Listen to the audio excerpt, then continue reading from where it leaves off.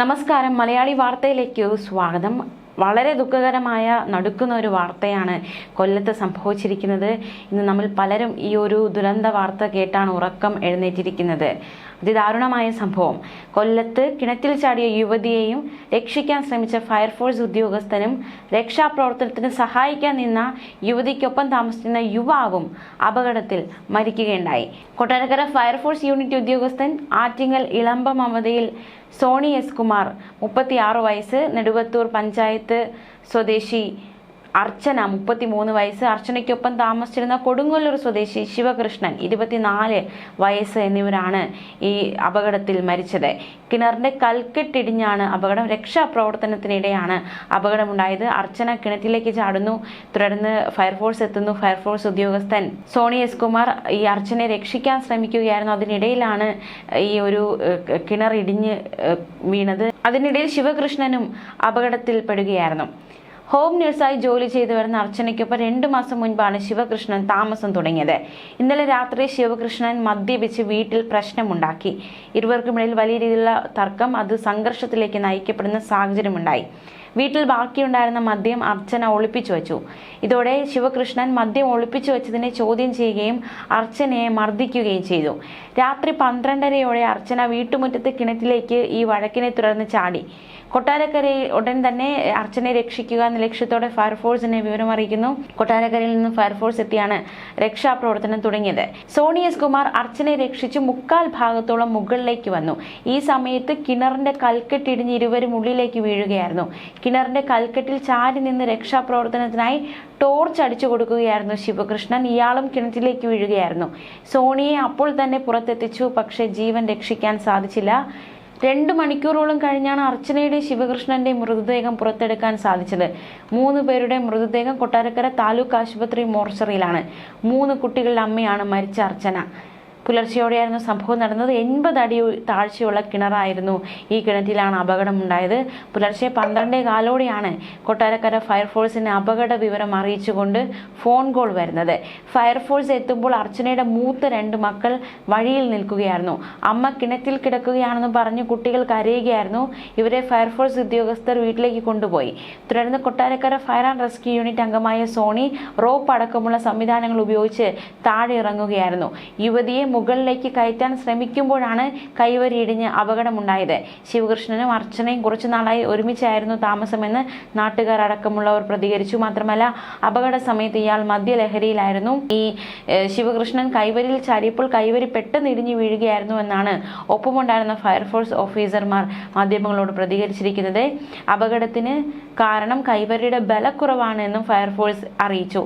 ഏറെ ആഴമുണ്ടായിരുന്ന കിണറായതിനാൽ ഇവരുടെ മേലേക്ക് കല്ലും മണ്ണും അടക്കം വീണു. ഏറെ ബുദ്ധിമുട്ടിയാണ് മൂവരെയും പുറത്തെടുക്കാൻ കഴിഞ്ഞത്. പിന്നാലെ മൂവരുടെയും ജീവൻ നഷ്ടമാവുകയായിരുന്നു. വളരെ അതിദാരുണമായ സംഭവമാണ് ഉണ്ടായിരിക്കുന്നത്. ഈ കൈവരിക്ക് ബലക്കുറവുണ്ടായിരുന്നു. തീർച്ചയായിട്ടും കുറച്ചുകൂടി ജാഗ്രത പുലർത്തേണ്ടിയിരുന്നു എന്ന് തന്നെയാണ് മനസ്സിലാക്കാൻ സാധിക്കുന്നത്. പ്രത്യേകിച്ച് കൈവരിയുടെ ബലം ഒക്കെ നോക്കിയിട്ട് രക്ഷാപ്രവർത്തനം നടത്തണമായിരുന്നു എന്നതടക്കമുള്ള ഒരു അഭിപ്രായങ്ങളൊക്കെ ഉയരുന്നുണ്ട്. അതിൽ 3 ജീവനുകൾ, പ്രത്യേകിച്ച് ഏറ്റവും കൂടുതൽ വേദന ഉളവാക്കുന്നത് ഫയർഫോഴ്സ് ഉദ്യോഗസ്ഥൻ്റെ മരണം തന്നെയാണ്. കാരണം അദ്ദേഹം രക്ഷിക്കാൻ ശ്രമിക്കുന്നതിനിടയിലാണ് ഈ അപകടം ഉണ്ടായിരിക്കുന്നത്. എന്തായാലും 3 ജീവനുകളാണ് നഷ്ടമായിരിക്കുന്നത്. 3 കുട്ടികളുണ്ട്. ആ കുട്ടികൾക്ക് അമ്മയെ നഷ്ടപ്പെടുന്ന സാഹചര്യമുണ്ടായി. മദ്യപാനവും അതേ തുടർന്നുണ്ടായുള്ള വഴക്കുമാണ് ഇത്തരത്തിലുള്ള അതിദാരുണമായ സംഭവങ്ങളിലേക്ക് നയിക്കപ്പെട്ടത്. തീർച്ചയായിട്ടും വളരെ ദാരുണമായ സംഭവമാണ് ഉണ്ടായിരിക്കുന്നത്. രക്ഷാപ്രവർത്തനം നടത്തുക എന്നത് ഫയർഫോഴ്സിൻ്റെ ദൗത്യം തന്നെയാണ്. തീർച്ചയായിട്ടും ഒരുപാട് രക്ഷാപ്രവർത്തനങ്ങൾ അവിടെ നടത്തിയിട്ടുണ്ട്. പക്ഷെ പലപ്പോഴും ഇത്തരത്തിൽ രക്ഷാപ്രവർത്തനങ്ങൾ നടത്തുന്നതിനിടയിൽ ഇങ്ങനെ അപകടങ്ങൾ സംഭവിക്കുന്നു, അവർക്ക് ജീവൻ നഷ്ടമാകുന്ന സാഹചര്യം ഉണ്ടാകുന്നു. അങ്ങനത്തെ ഒരുപാട് സംഭവങ്ങൾ തുടരെ ആവർത്തിക്കുന്നുണ്ട്. അപ്പോൾ കുറച്ചുകൂടി ജാഗ്രത ഉണ്ടായിരുന്നു, അല്ലെങ്കിൽ രക്ഷാപ്രവർത്തനം ഇറങ്ങുന്നതിന് മുന്നേ കുറച്ചുകൂടി ജാഗ്രത പുലർത്തേണ്ടിയിരിക്കുന്നു എന്നതുകൂടി ഈ ഒരു സംഭവത്തിലൂടെ വ്യക്തമാവുകയാണ്. അതേസമയം സോഷ്യൽ മീഡിയയിലടക്കം ഈ ഒരു സംഭവവുമായി ബന്ധപ്പെട്ടുള്ള ചില പ്രതികരണങ്ങൾ കൂടി നമുക്കൊന്ന് നോക്കാം. 33 വയസ്സുള്ള 2 മക്കളുടെ മാതാവുമായ സ്ത്രീ മദ്യലഹരിയിലായിരുന്ന 23 വയസ്സുകാരനായ ആൺ സുഹൃത്തുമായി ഉണ്ടായ വഴക്കിന്റെ പേരിൽ കിണറ്റിൽ ചാടി മതിലിടിഞ്ഞു വീണ് ആൺ സുഹൃത്തും മരണപ്പെട്ടു, സ്ത്രീയും മരിച്ചു. രക്ഷിക്കാനെത്തിയ ഫയർമാനെയും 2 കൂടി കൊലയ്ക്ക് കൊടുത്തു എന്ന് പറയാം. ഇതുങ്ങൾ തമ്മിലുള്ള വഴക്കിനിടയിൽ രക്ഷിക്കാനിറങ്ങിയ ആ പാവം മനുഷ്യന്റെ കുടുംബവും അനാഥമായി എന്നതടക്കമുള്ള ഒരു കമൻറ്റുകളാണ് സോഷ്യൽ മീഡിയയിൽ നിറയുന്നത്. തീർച്ചയായിട്ടും ഇത്തരത്തിൽ വളരെ വേദനയുണ്ടാക്കുന്നതും ആ ഒരു സംഭവം തന്നെയാണ്. ഫയർഫോഴ്സ് ഉദ്യോഗസ്ഥൻ്റെ ജീവൻ കൂടി അപകടത്തിൽപ്പെട്ടതാണ് ഏവരെയും ഏറെ കൂടുതൽ വേദന ഉണ്ടാക്കുന്നത്. അദ്ദേഹം രക്ഷിക്കുക എന്ന ഉദ്ദേശത്തോടെ ഇറങ്ങി, പക്ഷേ വിധി കാത്തു വച്ചിരുന്നത് മറ്റൊന്നായിരുന്നു.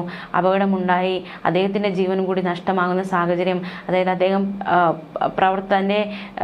തൻ്റെ ദൗത്യ നിർവഹണത്തിനിടെയാണ് അദ്ദേഹത്തിൻ്റെ മരണം കവർന്നെടുത്തിരിക്കുന്നത്. അദ്ദേഹത്തിൻ്റെ കുടുംബത്തിൻ്റെ അവസ്ഥയൊക്കെ നമുക്ക് ചിന്തിക്കാവുന്നതിലും അപ്പുറമാണ്. എന്തായാലും വളരെ നടക്കുന്ന ഒരു അപകടമാണ് സംഭവിച്ചിരിക്കുന്നത്. തീർച്ചയായിട്ടും ഇത്തരത്തിലുള്ള സംഭവങ്ങളൊന്നും ആവർത്തിക്കാതിരിക്കണമെന്ന് തന്നെയാണ് ഏവരും ആഗ്രഹിക്കുന്നത്.